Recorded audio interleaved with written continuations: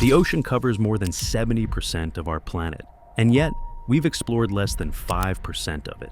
That means, for all our technology and science, most of Earth's largest ecosystem is still a mystery, a black, alien world filled with creatures so bizarre, they seem like they were designed by science fiction itself.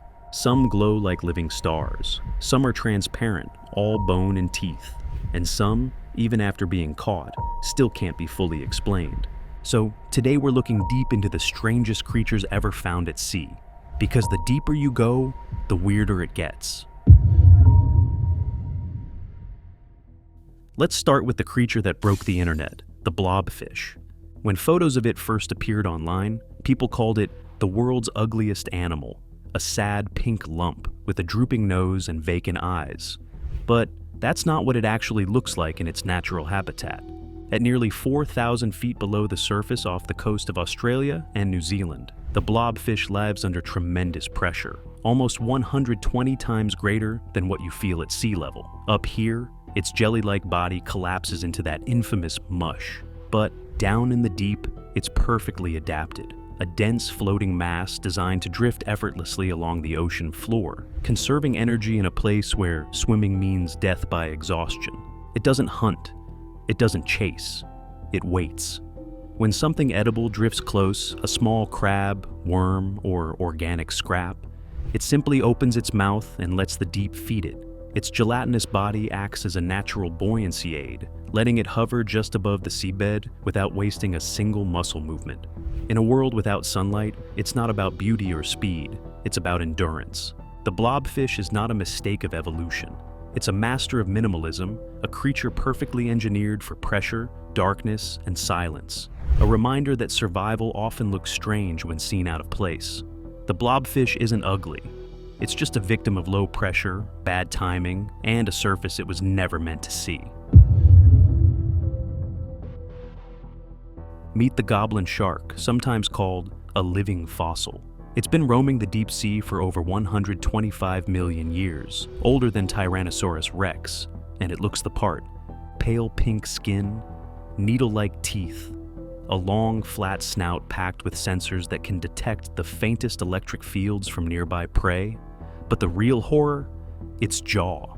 When it attacks, its entire mouth shoots forward, snapping out like a spring-loaded trap to snatch prey from a surprising distance. Scientists call it a slingshot jaw, and there's nothing else like it in the ocean. In slow motion, it looks almost alien, a mouth launching off the face, grabbing its target, then folding back in with surgical precision. Goblin sharks live thousands of feet below the surface, far from sunlight, in a world of perpetual darkness and crushing pressure. Their strange coloration, loose skin, and slow drifting movements make perfect sense down there, where stealth is survival and sudden bursts of speed decide life or death. They're rarely seen alive, and when they are, it's usually by accident, pulled up from the deep by fishermen who can hardly believe what they've caught. To see one is to stare at evolution frozen in time. The goblin shark isn't a monster. It's just what nature becomes when it's left alone for over 100 million years, ancient, efficient, and completely unapologetic. At first glance, the barreleye fish looks like a bad special effect, a small, silvery body with a transparent dome for a head. Through that dome, you can actually see its eyes, two glowing green orbs floating inside its skull like tiny alien sensors.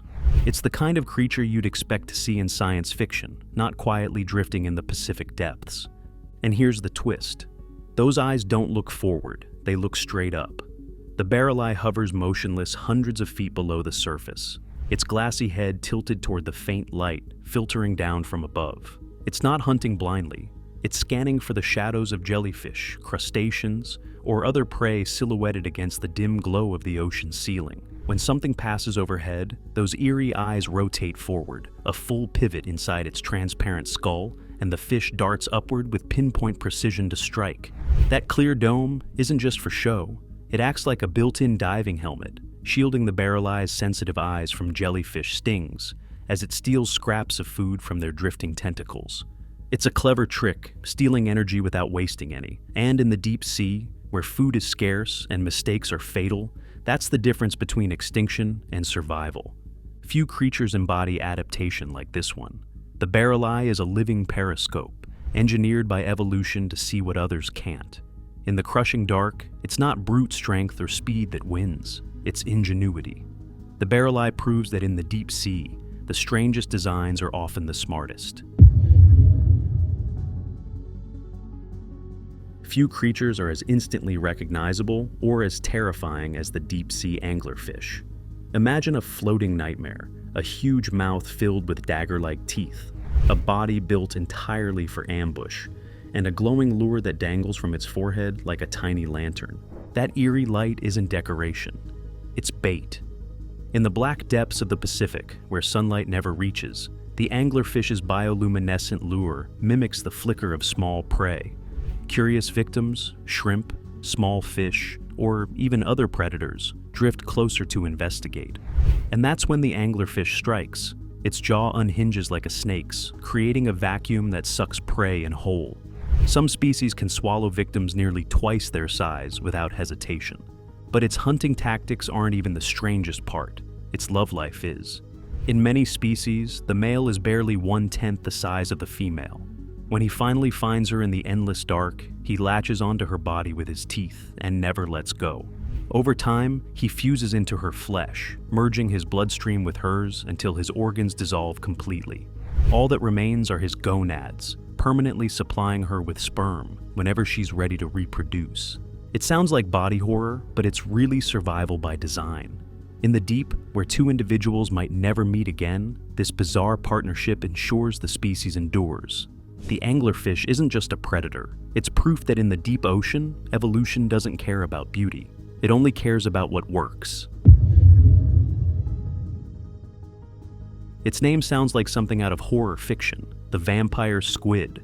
But despite its terrifying name, this deep-sea drifter doesn't drink blood or stalk victims in the dark. It's actually a fragile survivor, perfectly adapted to one of the most inhospitable zones on Earth, the oxygen minimum zone, thousands of feet below the surface, where almost nothing else can live. In these suffocating depths, oxygen levels are so low that most animals would pass out within minutes.